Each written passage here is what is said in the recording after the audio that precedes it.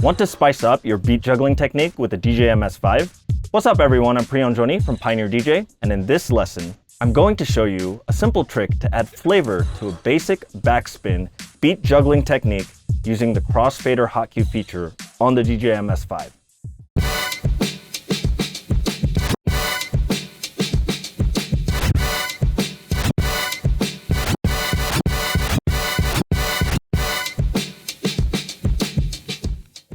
This is the Crossfader hot cue backspin. Crossfader hot cue is a feature that is similar to fader start that was introduced on the very first CDJs and DJM mixer. Fader start allowed you to trigger the play button on a CDJ by simply moving the crossfader. Crossfader hot cue on the DJM-S5 takes it a step further by allowing you to trigger the last trigger hot cue on the channel by the crossfader.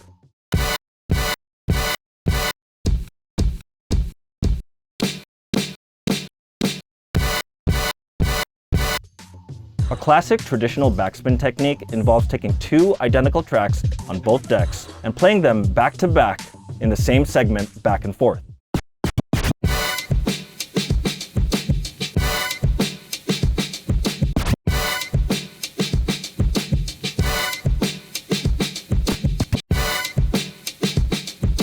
This technique is not only the foundation of beat juggling, but is essentially the technique used to create hip-hop back in the 1970s. DJs would take copies of the same record and play back the same drum break segments of songs for extended periods of time. With Crossfader hot cue on, you can achieve this simply by moving the crossfader on beat without the need to spin back the track.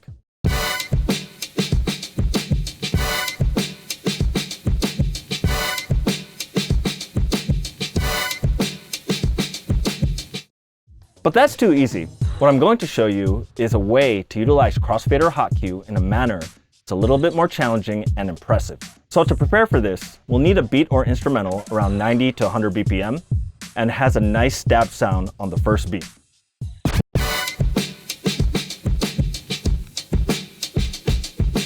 A stab is essentially an instrumental hit, and we want one on the first beat. Oftentimes, it can be done with the horns. And we're going to set a hot cue on the very first beat.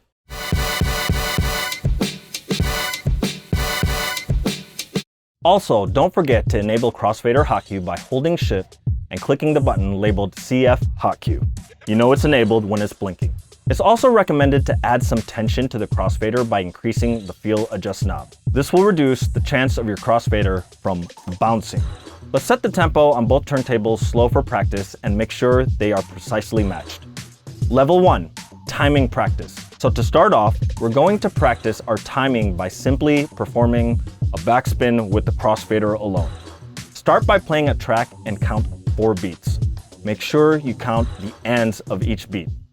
1 and 2 and 3 and 4 and. After the 4 beats, you will move the crossfader over to the other track on the 1 count. Practice this over and over until your 4 count sounds nice and perfect. 1 and 2 and 3 and 4 and 1 and 2 and 3 and 4 and 1 and 2 and 3 and 4 and 1 and 2 and 3 and 4 and. Once you mastered it in 4 counts, try it in 2 counts. 1 and 2 and 1 and 2 and 1 and 2 and 1 and 2 and 1 and 2 and 1 and 2 and. Level 2, adding a half baby scratch to 4 counts. So now that you have your timing mastered, here's how to make it interesting. At 4 and, we're going to trigger the crossfader over early. In the previous technique, we crossed the crossfader at the 1 count. This time, we're going slightly earlier.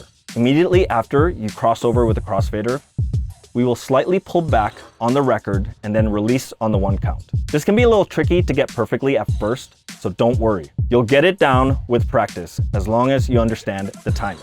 1 and 2 and 3 and 4 and 2 and 3 and 4.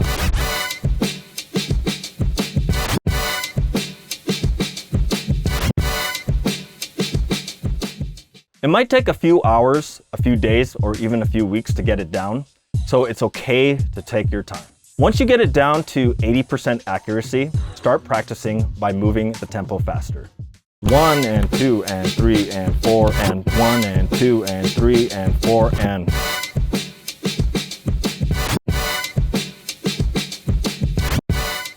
Make sure to increase your speed in small increments and don't move on until you get a feel for the tempo.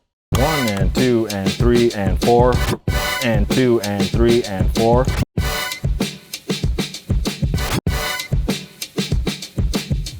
Level 3, adding a half baby scratch to a 2 count. Once you mastered the 4 count, we're going to move on to a faster count by cutting the crossfader in halfway through. This technique is the same as level 2, but instead of crossing at the 4 and, we are going to cross at the 2 and. Make sure you start your tempo slow, then build your speed as you go. 1 and 2 and 1 and 2.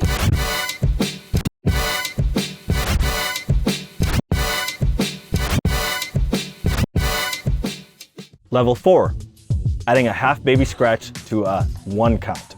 So far, level 2 and 3 can be more or less done by using traditional backspin techniques. There's enough time in a traditional backspin to wind back and apply the baby scratch before the release. However, in a 1-beat count backspin, there isn't enough time to apply a baby scratch because of that short time it needs to spin back. So in a traditional 1-count backspin, you would only hear the forward motion of the playing track without the baby scratch filler. With Crossfader hot cue on, you eliminate the spin back time. So for level 4, you will cross over at the 1 and count. What's impressive about level 4 is that it's very continuous and requires a little bit of endurance to continue doing. Once again, start your tempo slow and work your way up as you master your speed. If it helps warm you up to speed up to the 1 count, start with a 4 count, then cut it in half with 2 counts, and then bring it to 1 count.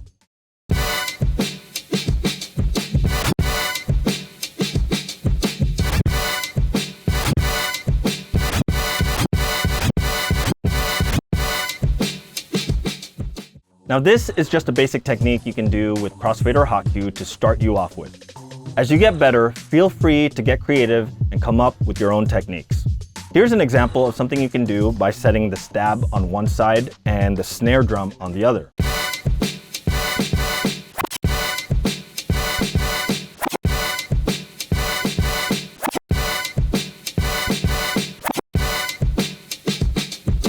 If you want a lesson on that technique, let us know in the comment section below.